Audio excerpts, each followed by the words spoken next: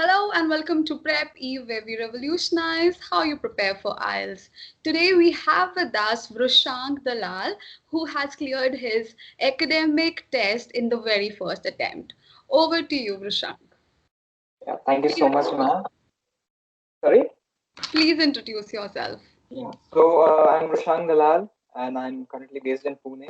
I'm in the third year of graduation, and I plan to go abroad for my master's. So that's why I took the IELTS academic test.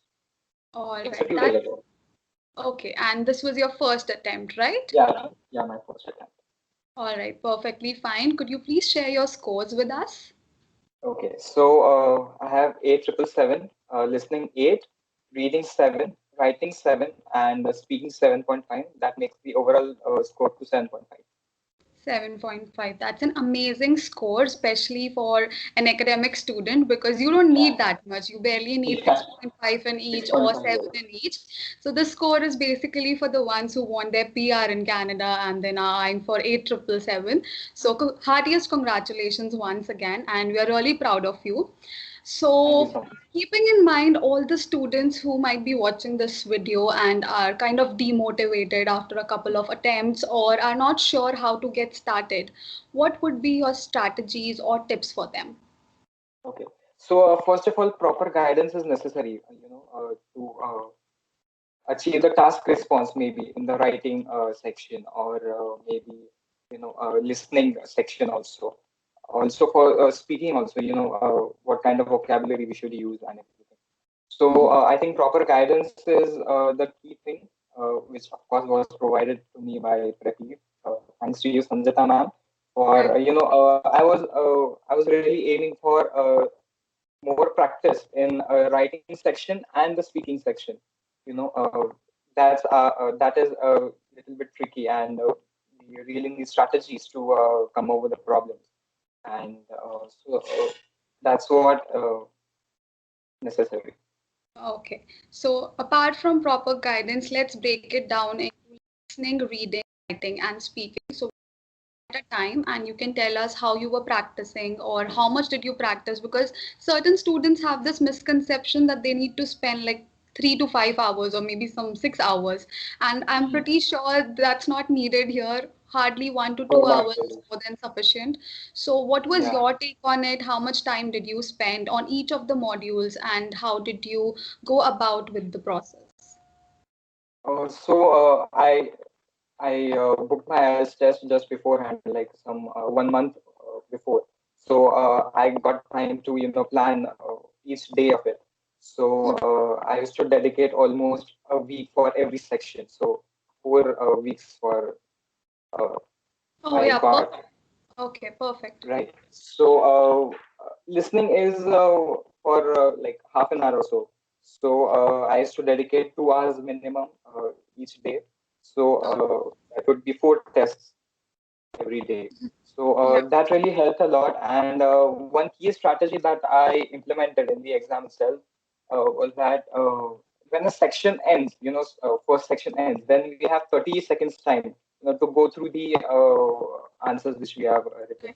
But that's not really helpful because you don't remember the whole True. listening thing. There's no point in rechecking those answers and stuff. What I did was I immediately switched to this next section and went through the The questions of the problem, next next session. questions. Yeah, Yes, good. right. And so that 30 seconds time I got extra. And then when the audio moves to the second section, it also gives you like 20 to 30 seconds more. You can go through it again, and maybe you can also predict some answers. So Can yeah, be basically you're trying to say that you utilize those 30 seconds in reading yes, the right.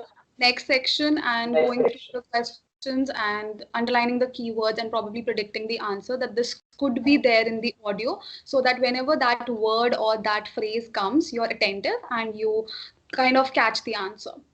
Brilliant strategy. That's really good. And when it comes to practicing like 4 tests every day, like 4 listening tests, this is what I told in the class. I'm not very sure if you implemented it, but you should keep a gap in between your tests. So especially your listening test, don't take it back to back because you'll get tired, you'll get exhausted, you might not be that attentive to listen and grasp information. So at least keep a gap of 30 to 45 minutes between two tests. So Yes. that's one tip from my end. And okay, moving on to reading. Reading, I guess, practice is the only key you can put with. And one more key thing that we can try to, solve the first section in the first 10 minutes of the total exam. You get 60 minutes. So first 10 minutes, if you dedicate fully towards the first section, then you get more time to the third section, which is really difficult than the first two. True, true. So I guess that thing should be. Okay, so basically timing yourself. So time management is really important. You need to train yourself. You should be practicing in the same environment as you would be Right. taking the test. So if they're giving you 60 minutes, in fact, keep it 55 minutes at home. Mhm. That you're under Right. Yes. pressure, and then there you feel that okay, now I have extra 5 minutes to maybe cross check or maybe go through the spellings of the answers that I have written. So that's Yeah. really Right. important. And And one another. more key thing I would like to say about reading, I encountered this problem at the time of the test as well. Mhm. That when I practiced, the practice test which I went through, it had no more than 8 to 9 paragraphs in one section. But when I gave the actual test, it had 11 paragraphs for each Oh. section. So that was really tough, and it was very technical. Some economic background thing was given as a passage for Mhm. one of it. So that was really difficult. So I kind of panicked at that time, and I think that 11 to 12 paragraphs question should be It's solved overwhelming. Yeah, it's at the overwhelming. so that it can time management. Okay, okay, perfectly fine. Still, you managed to score 7, so that's Yeah, great. yeah, So right. another thing that I want everybody to understand is panicking and spoiling your entire test is not something that you want to do or want to happen because you have spent a lot of time and energy, you have devoted a lot of time and energy in the preparation. Along with that, you have also invested money. So it's not a cheap test. You can't go on taking Yeah, it again and again. So it's better that you, even if you've panicked for the first 5 minutes seeing the length of the passage, calm yourself down. Remember your trainer telling you that just read the questions, underline the keywords, and locate those keywords. Some of the paragraphs might not have any answer. Okay, some right. of the sentences might not have any answers. So you don't have to understand each and everything. Along with that, you don't have to go through each and everything. So just try to understand the major essence of the passage and then just go with the flow. Okay, so moving on to writing. Now, this is a tricky one. Yeah, so I guess a wide range of vocabulary is Mhm. really essential. And one more thing that synonyms, they do help a lot because, if you're paraphrasing, uh, and in conclusion also, we need synonyms more. Right, right. So I guess synonyms is one major thing. Also, time management here also. I solved the first section, the information What? transfer first. Yeah. I did it within like 15 minutes. So I got major time for the second section, which has more weightage. So True. that's really helpful. And I was so shocked that I got 10 minutes to spare. Oh, So wow. that yeah. So That's great. I So really this was paper delivered or computer based? computer based also in computer based your typing skill also matters, Yeah, yeah. how fast you can type. So you should really practice that as well.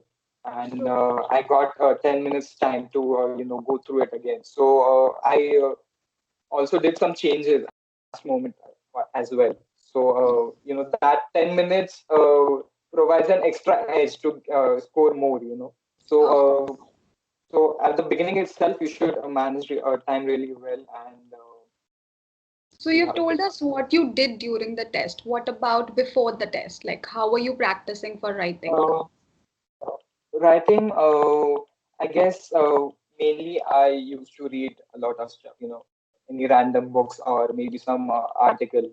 I downloaded some news apps on my phone so that I could at least go through. Mhm. some 60 to 70 words, some new words, and Mhm. so that's what I did for preparation. Not much for writing. I am really surprised to get such a nice score. All right. I'm pretty sure it's your understanding of the different parameters and what they are looking for. Because till the time you don't Yes. know what the examiner is actually looking for in your Mhm. writing, you won't be providing that. So that's where the four parameters come handy, and you'll be able to, understand what's needed and what's not needed. So perfectly fine. In case of writing, yes, of course, all of the things that you mentioned matter. And apart from that, yes, the part that you mentioned that in the end you edited some Yes. sentence. I'll Yeah. just want to elaborate on that. That's something that even I did during my test. So mine was paper based test. So okay, this is a strategy that you guys can apply. So if you don't find a synonym right there and then what you can do is you can write whatever comes to your mind and maybe come back in the end and erase it another word that would improve your lexical resource band score. So instead of staying there for 5 to 10 minutes and thinking that okay, I need to change this word and then spoiling your time limit, what you can do is instead just go with the flow. Don't break your thought process. Go with the flow, write whatever sentence you want to write. Maximum give 10 seconds to yourself to find a synonym. If you can't do it, just move on, and Right. in the end go back and erase that word, or even if you have 5 6 of those words, erase those words and then try to find a different word for them. So that's a better way of managing your time rather Yes. than And simply getting I stuck there. personally did that same thing as you just mentioned. I did the same thing. Yeah, I Maybe you probably can might have mentioned write. it during class. You can write the words which you are gonna change, or you can find the synonym. True, true. And sometimes, if you can't find the synonym, another strategy which is a little tricky, but you can try it out, is that you rephrase the entire sentence in a different way so that you don't have to use that word in strategy. All right, perfectly fine. We have given 2, 3 tips to the viewers. Last but not the least, we have speaking. So, before and after, I mean, before the test and during the test, what did you do? Okay, for speaking, I majorly watched a lot of web series, or maybe some TV shows, or some news, maybe at that. Because in news also you get a lot of new vocabulary. So that's what I did, and mock tests, which were scheduled by you only uh, with the test. Feedback, So that feedback they have is necessary, right? feedback, yeah, majorly feedback. Okay, so yeah, feedback is necessary. Now, I would like to differ a little from you. I wouldn't recommend watching web series a lot because they have slangs. If you're selective, if you can understand what can be spoken and what shouldn't be spoken, then it's fine. But otherwise, they use a lot of slangs and informal English, so that shouldn't be used. And news channels, of course, you can watch different news channels. But yet again, I think the entire test does not revolve around vocabulary. It's just good to have vocabulary, but that is not the only thing they're looking for. That's just one parameter which carries 25% of the weightage in both your writing and speaking. So, of course, vocabulary is important in any language, but it's not the sole way of getting a good score. Okay, that's fantastic. Thank you so much for so much of information. And any parting words, anything that you would like to tell the students? Because I'm pretty sure everybody here would be around your age and would want to, go abroad and study and pursue their higher education. So, any parting words? So I guess focus is really needed for all the different tests. You need focus for everything. Like listening majorly. It involves a lot of focus based questions, and proper guidance is also needed. Proper strategies you should what strategies should you use should be jotted down beforehand. Should know what how to deal with some type of question. Also, maybe if there are any things you can't come over, so you should watch some videos, or you should take proper guidance to come over some problems which you might face while giving the mock test. All right. Thank you much. It was lovely having you, and congratulations once again on your scores. They are amazing. We are really proud of you, and we hope to see you excel in your future. And I hope the institute, the college, the university that you're eyeing for, and the course that you want to start, you get that. And all the very best from our end. uh, in case if you need any help, we are here as always. So just get in touch with us for your application, visa process, anything and everything. We'll be helping you out. And it was lovely having you. You have Thank you been a so much. great student. Thank you so much, and all the very best. Yeah, thank you so much. Thanks a lot.